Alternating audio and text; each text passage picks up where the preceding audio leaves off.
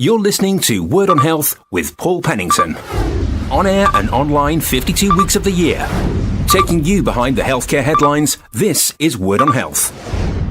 According to new research, 2/3 of us enjoy a barbecue during the summer months, but the same survey revealed that up to a third ended up regretting it the very next day. In June, July and August, the numbers of food poisoning cases double, linked, in part, to our love of eating al fresco. Bob Martin, a food safety expert with the Food Standards Agency, explains where we go wrong. They usually do the simple things wrong, things that they actually know they're supposed to do. The commonest cause of that is they're in a rush and they cut corners. We did some research and 90% of people said they didn't know how to store meat properly, which is covered and in the bottom of the fridge. And 2/3 of people said they didn't wash their hands after handling raw meat or fish, which is rather worrying. So, giving ourselves enough time to prepare is important. What are the other simple steps we should follow, Bob? Get everything clean to start with and wash your hands frequently. It means that you're not going to spread germs from one thing to another. Cook everything thoroughly, right from the outside right through to the middle, especially burgers and sausages. If you're barbecuing, don't start cooking too quickly. People often do that. Wait for all the flames to die down. Let it get to a grey powder on top of the coals.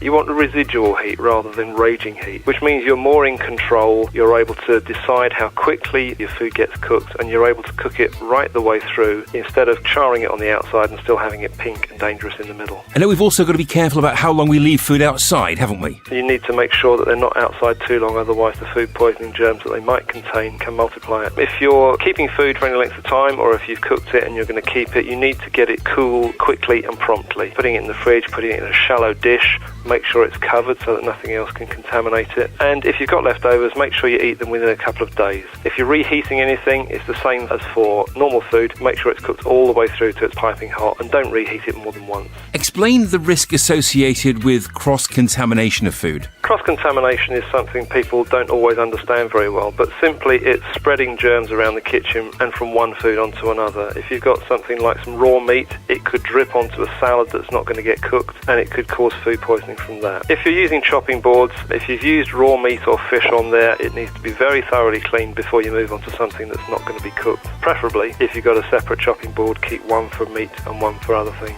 For further information on this story and links to organisations for further help and support, log on to www.wordonhealth.com. That's www.wordonhealth.com. You can also follow us on Twitter. Our address is @WordOnHealth.